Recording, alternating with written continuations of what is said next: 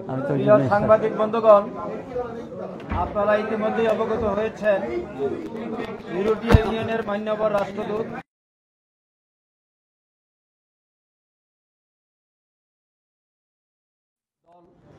বাংলাদেশ জামাত ইসলামীর সম্মানিত আমির ডাক্তার শফিকুর রহমানের সাথে আজকে সৌজন্য সাক্ষাৎকারে এসেছিলেন এবং সংক্ষিপ্ত বৈঠকে মিলিত হন।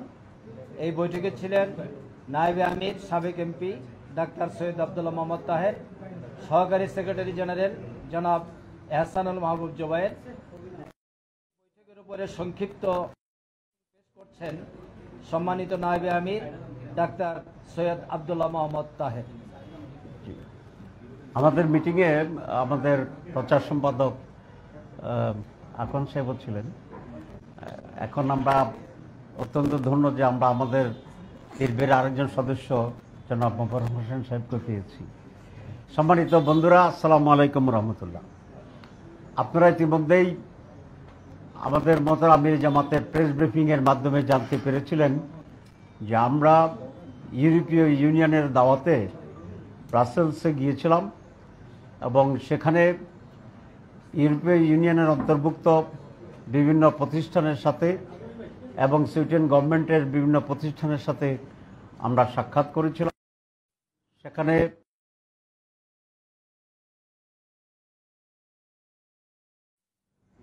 কর্মকাণ্ড এবং স্বার্থের যে মিউচুয়াল ইন্টারেস্টের যে বিষয়গুলো সেগুলো নিয়ে আমরা আলোচনা করেছি। বিশেষ করে ইউরোপীয় ইউনিয়ন এবং বাংলাদেশ জামাত ইসলামীর পারস্পরিক সম্পর্ক এবং বন্ধুত্ব, সম্পর্ক উন্নয়ন এবং কাজের ক্ষেত্রে সহযোগিতা এবং সহজতা কিভাবে হতে পারে সে ব্যাপারে বিস্তারিত আলোচনা হয়েছে। সেখানে কয়েকটি বিষয় তারা জানতে চেয়েছিল যে জামাত ইসলামীর ডেমোক্রেসির ব্যাপারে স্ট্যান্ড কি, মহিলাদের অধিকারের ব্যাপারে আমাদের পলিসি কী হতে পারে এবং মাইনরিটি ইস্যুতে জামাত ইসলামের পলিসি কী হতে পারে, এসব ব্যাপারে বিস্তৃত আলোচনা হয়েছে এবং আমরা আমাদের স্ট্যান্ডকে ক্লিয়ার করার চেষ্টা করেছি।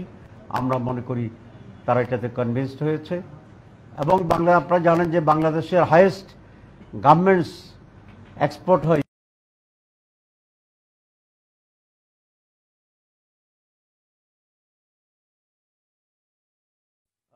এখানে একটা এরিয়াকে আমরা অ্যাসাইন করব এবং সেখানে তারা গার্মেন্টসে আরও বেশি করে তারা ইনভেস্টমেন্ট করবে।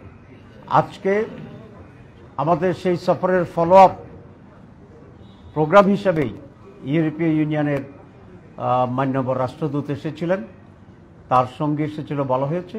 সেখানেও আমরা কয়েকটি বিষয় আলোচনা করেছি। বাংলাদেশের আগামী নির্বাচন এবং নির্বাচনে অবজারভার পাঠানোর ব্যাপারে আমরা কথা বলেছি। ইকুয়াল প্লেইং ফিল্ড তৈরি হওয়ার জন্যে বিশেষ করে প্রত্যেকটি বুথে ইলেকশনের সিসি ক্যামেরা যাতে সংযোজিত থাকে আমরা এটা প্রস্তাব করেছি। তারা এই প্রস্তাবকে এনকারেজ করেছে এবং এই জন্য যে হিউজ বাজেট দরকার আমরা তাদেরকে বলেছি তারা যেন এক্ষেত্রে সেভাবে আমাদেরকে সহযোগিতা করে। রিফর্মস কমিশনের ব্যাপারে তারা আমাদের কাছ থেকে জানতে চেয়েছিল। আমরা বলেছি প্রেসিডেন্ট প্রধানমন্ত্রীর ক্ষমতার ভারসাম্য আমরা চাই এবং প্রধানমন্ত্রীর পদে দুইবারের বেশি কেউ নির্বাচিত হতে পারবে না। ইলেকশন কমিশনের রিফর্মস কমিশনের এই প্রস্তাবের সাথে আমরা একত্রতা পোষণ করেছি, গতকালও যেটা আমরা প্রেস ব্রিফিংয়ে বলেছি।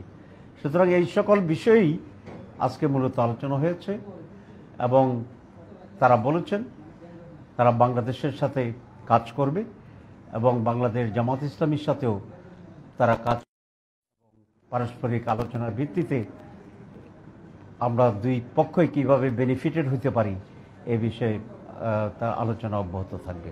সবাইকে ধন্যবাদ। আজকে তার দাওয়াত দিয়ে দাও ওই চায়নাটা। সম্মানিত সাংবাদিক বন্ধুগণ, তারা আজকে বিকাল 5টায় হোটেল ওয়েস্টিনে চীনের কমিউনিস্ট পার্টির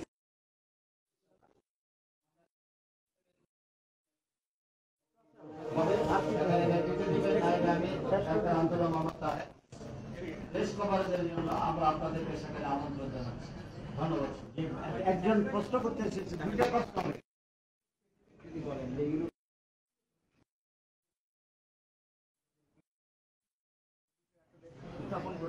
তাদের কোনো কনসার্ন যদি থাকে এবং আমরা সেটার ব্যাখ্যায় কি বলবো? এটা শুধু আজকের প্রশ্ন না, আপনারা জানেন যে জামাত ইসলামের প্রতি 3-4টি প্রশ্ন সকলে জানতে চায়।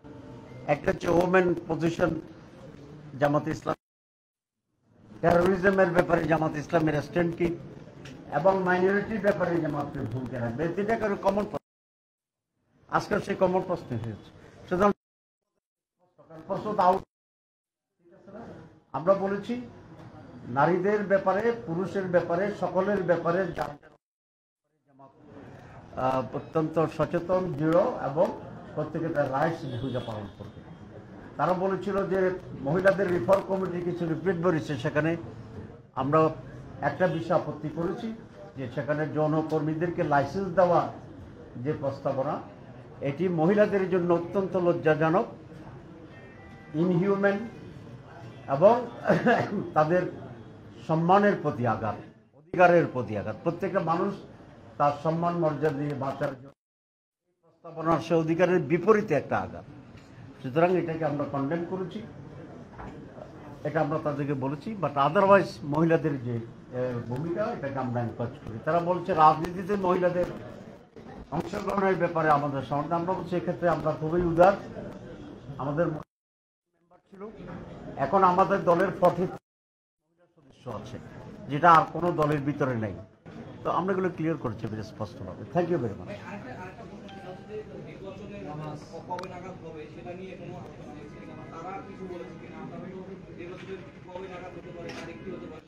নির্বাচন কখন হবে এটা তো একটা কমন বিষয়। আমরা বলেছি যে মাননীয় প্রধান উপদেষ্টা যে লাইন দিয়েছেন টাইম লাইন নির্বাচনের ব্যাপারে, আমরা সেটাকে সমর্থন করি। ধন্যবাদ। শুক্রিয়া।